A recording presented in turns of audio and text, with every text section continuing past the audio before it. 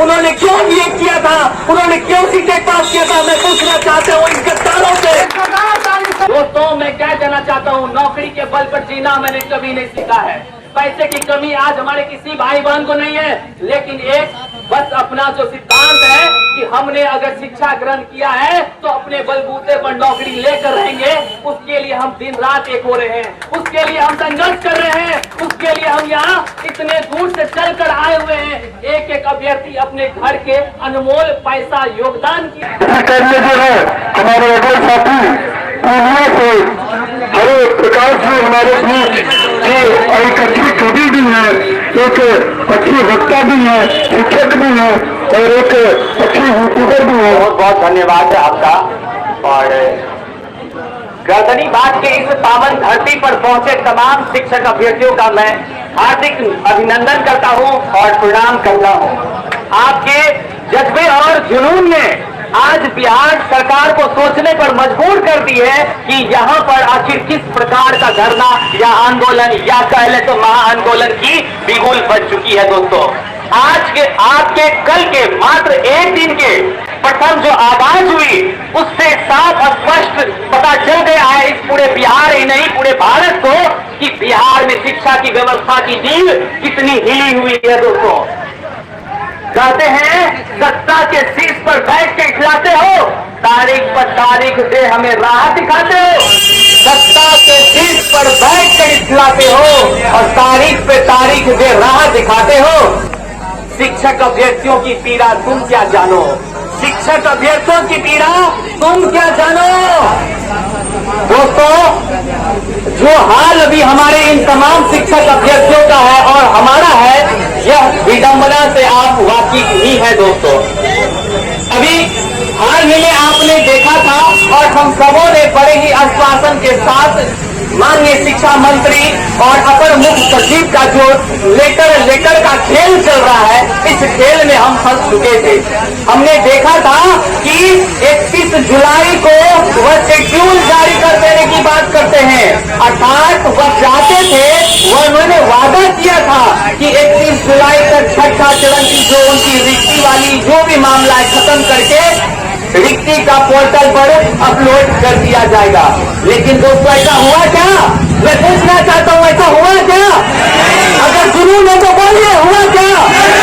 अगर नहीं हुआ तो हमारा खून में कोई पानी नहीं भरा हुआ है। ये बिहार की धरती है, ये देश हमारे क्रांतिकारियों की भूमि है और हम कभी सोने वाले नहीं है। दोस्तों, हम यहाँ मृत नहीं हुए हैं और हम बता देना चाहते हैं कि सत्ता के शीर्ष पर बैठकर इखलाने वाले तमाम जो हमारे पदाधिकारी बनकर हैं, कल ही आपने सुना होगा टेलीविजन के स्क्रीन पर फ्लैश हो रहा था, हर अखबारों में छपी हुई थी कि अब वोटर आई कार्ड जो बनने की प्रावधान है वो साल में 4 बार होगी। दोस्तों, कितनी बार? क्या उस 4 बार वोटर लिस्ट में हम शामिल होकर सिर्फ बटन दबाने का काम करेंगे और हमारी उम्र बुढ़ारी में चल जाएगी और हमको नौकरी कब मिलेगा? कब मिलेगा? दोस्तों, कितने ऐसे हमारे शिक्षक अभ्यर्थी हैं जो परेशान हो गए हैं, जो दिमागी रूप से मानसिक संतुलन उनका बिगड़ गया है, कितने के बाल तो सोचते सोचते गायब हो गए। बातें कि नहीं सही?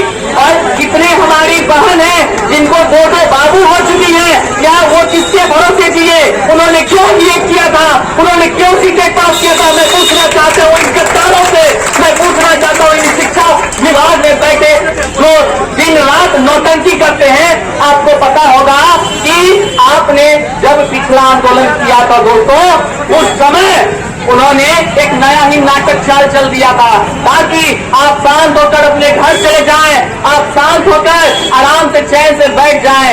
सब काम दोस्तों समय पर होता है, लेकिन एक शिक्षक नियोजन की प्रक्रिया में 2019 से लेकर अब तक 2022 क्या पता चलता है दोस्तों? इससे क्या पता चल रहा है? क्या हमारी बिहार की जो धरती है इतनी बुद्धिल है कि एक शिक्षक नियोजन की प्रक्रिया पूर्ण करने देती है?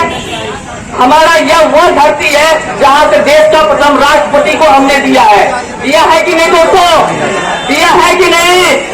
दिया है। जब हमने देश का प्रथम राष्ट्रपति दिया है तो क्या आज उनके मान सम्मान को ठेस नहीं पहुंच रही होगी? अगर हम शिक्षक अभ्यर्थी यहाँ बैठकर इन रोड पर चल रहे तमाम लोगों के लिए एक असाधारण मनुष्य बने हुए हैं। क्या डॉक्टर राजेंद्र प्रसाद को तकलीफ नहीं होती होगी? कहिए, आवाज दीजिए, आवाज दीजिए आप लोग, क्या होती होगी कि नहीं? क्या हमारी बेइज्जती है कि नहीं? दोस्तों, मैं क्या कहना चाहता हूँ, नौकरी के बल पर जीना मैंने कभी नहीं सीखा है। पैसे की कमी आज हमारे किसी भाई बहन को नहीं है, लेकिन एक बस अपना जो सिद्धांत है कि हमने अगर शिक्षा ग्रहण किया है तो अपने बलबूते पर नौकरी लेकर रहेंगे, उसके लिए हम दिन रात एक हो रहे हैं, उसके लिए हम संघर्ष कर रहे हैं, उसके लिए हम यहाँ इतने दूर से चलकर आए हुए हैं। एक एक अभ्यर्थी अपने घर के अनमोल पैसा योगदान किया है, साथ ही साथ अनमोल अपना श्रम खर्च करके यहाँ पे पहुंचे हैं। किस तरह रात में सत्यम हमारे भाई साहब दिखा रहे थे कि हमारे तमाम अभ्यर्थी कैसे आराम कर रहे थे। क्या आप एक घर के अंदर इतने विद्यार्थी या इतने व्यक्ति आराम कर सकते हैं? कर सकते हैं? बोलिए, आखिर क्यों हम लोग वहां थे? क्यों हम लोग इस तरह परेशान होकर के भी अपनी बातों को रखने के लिए आज पुनः उपस्थित हुए थे? तो दोस्तों, हम कहना चाहते हैं, हमें मुट्ठी भर समझने की भूल न करना। गौर से सुनिएगा, गौर से सुनिएगा दोस्तों। वो ये लोग नेता में कहें, हम नेता को दोष नहीं देना चाहते हैं। नेता को क्यों दोष दे? हमने ही चुनकर उसको बैठाया है ना, आखिर हम भी तो मालिक थे ना, हमने ही वोट दिया है ना। गलती किसकी है? किसकी गलती है? आज हम लोग खून बहा रहे हैं, किसकी गलती है? एक सोचिए, कितनी दुख की बात है। इस तरह विडंबना किसी ने नहीं झेला होगा, कोई राज्य नहीं झेला होगा। हम कहते हैं देश में सबसे अशिक्षित राज्य कौन है? कौन है? उस बिहार में अशिक्षित जिला कौन है? मैं उस अशिक्षित जिला से हूँ, पूर्णिया की पावन धरती, जो एकदम आपके जीके के इतिहास में पूरा देश का अशिक्षित जिला घोषित किया गया है। बोलिए, क्या ये अब तक आजादी के बाद तक बर्दाश्त करने वाली बात है? आजादी के बाद बर्दाश्त किया जा सकता है? कौन देता है बीपीएससी यूपीएससी में कैंडिडेट? कौन सबसे अच्छा गुणवत्तापूर्ण पढ़ा सकता है? कौन अच्छा काम करा सकता है?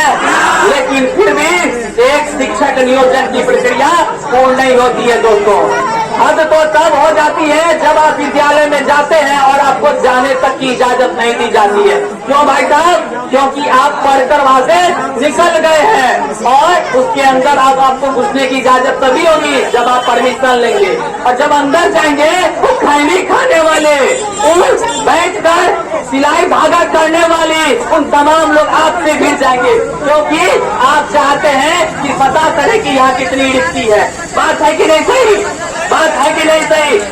जब आप और हम विद्यालय में रिक्ति गणना को लेकर जब पूछने जाते थे दोस्तों, इस तरह फटकार दिया जाता था जैसे एक आम बकरी को फटकारा जाता है। तो मैं कहना चाहता हूँ, आज देखिए पंडाल हमारी कितनी दूर तक है, कितने सैकड़ों लोग आए हैं। आप ध्यान से सुनिए, हमें मुट्ठी भर समझने की भूल न करना, हमें हल्के में लेने की भूल न करना, हमें मुट्ठी भर समझने की भूल न करना। कह दे रहा हूँ शिक्षा मंत्री से, उनकी सत्ता, उनकी कुर्सी उखाड़ फेंक दूंगा।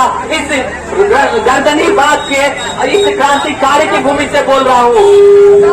गिनतियों में है भले उपस्थित यहाँ हम, गिनतियों में है भले उपस्थित यहाँ हम, चट्टान हूँ रेत का समझने की भूल न करना, चट्टान हूँ रेत का समझने की भूल न करना। दोस्तों, जैसा कि आप सभी हम सभी जान रहे हैं कि यहाँ तमाम अभ्यर्थी दिन रात एक कर रहे हैं और इससे पहले कई टीमों में बटे हुए थे। आज अगर हमारे ये भाई साहब दिख रहे हैं और हमारे ये भाई साहब दिख रहे हैं, तो कहीं ना कहीं आप लोग भी अलग अलग खेमों में थे, आप लोग भी अलग अलग खेमों पे थे। स्वीकार कीजिए, स्वीकार कीजिए या नहीं? लेकिन जब बात आई सीने में शिक्षक की नियोजन प्रक्रिया के लिए, हम सभी एक हो गए कि नहीं? आज एक पंडाल में है कि नहीं? आज हम लोगों ने वो काम कर दिखाया है जिसका हैशटैग, जिसको लेकर हमारे आदरणीय प्रदेश अध्यक्ष जी दीपांकर गौरव जी हमेशा कहते रहे, आवाज दो हम एक हैं, आवाज दो हम एक हैं। दोस्तों, हम आपके सामने उसी आवाज दो एक हम एक है का नारा को बुलंद करने के लिए कुछ पंक्तियों को मैंने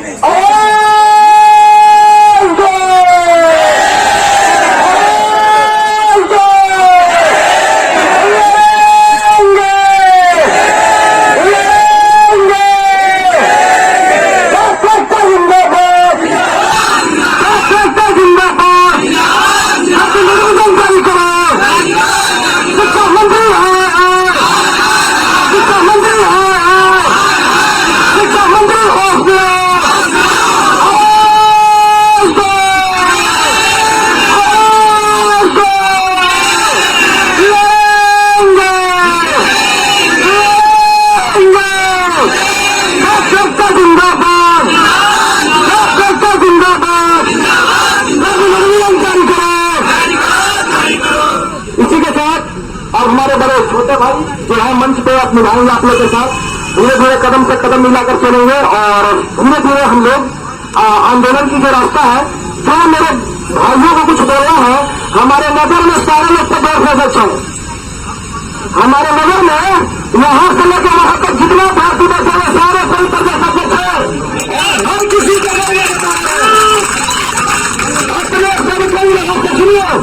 जिसको जिसको करना हमारी में यहाँ पर अकेला मैं नहीं है।